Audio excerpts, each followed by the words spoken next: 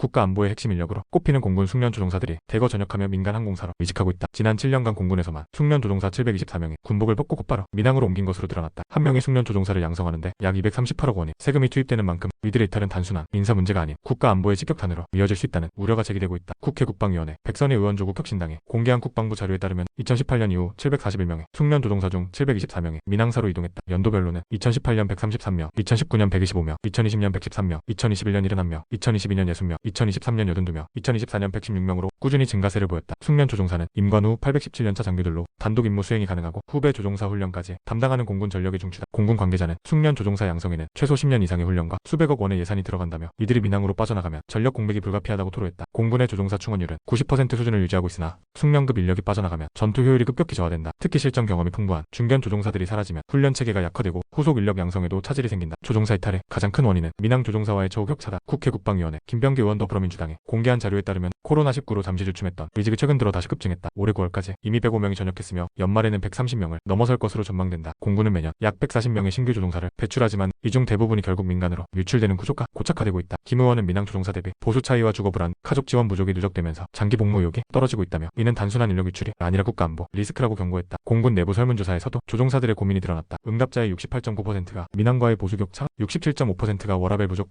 61.4%가 주거 불안정을 전역 사유로 꼽았다. 한 조종사는 민항은 같은 비행을 해도 23배 이상 보수를 받으며 가족과 함께 사는 시간이 많다며 군은 여전히 과도한 근무 시간과 열악한 복지 환경을 개선하지 못하고 있다고 말했다. 결국 공군이 아무리 조종사를 양성해도 더 나은 조건을 제시하는 민항사로 이직하는 현상이 반복되고 있는 것이다. 전문가들은 미국 공군의 사례를 참고할 필요가 있다고 지적한다. 김병기 의원은 미군은 의무복무 10년 후 재계약 시 월 최대 520만원 수준의 리텐션 보너스를 지급한다며 예비군 조종사 제도를 운영해 숙련 인력을 유연하게 활용하고 있다고 설명했다. 미군은 조종사 이탈을 막기 위해 장기 복무 인센티브, 가족 지원, 주거 보조금 등을 체계적으로 운영한다. 반면 한국 공군은 아직도 의무복무 후 자율퇴직 중심 구조에서 벗어나지 못하고 있다. 현재 국방부는 조종사 복무 개선 TF를 구성해 급여 체계 현실화, 주거 안정 지원, 근무 환경 개선, 예비 조종사 재활용 방안 등을 검토 중이다. 하지만 실질적인 대책이 마련되기 전까지는 이탈 현상이 계속될 가능성이 높다.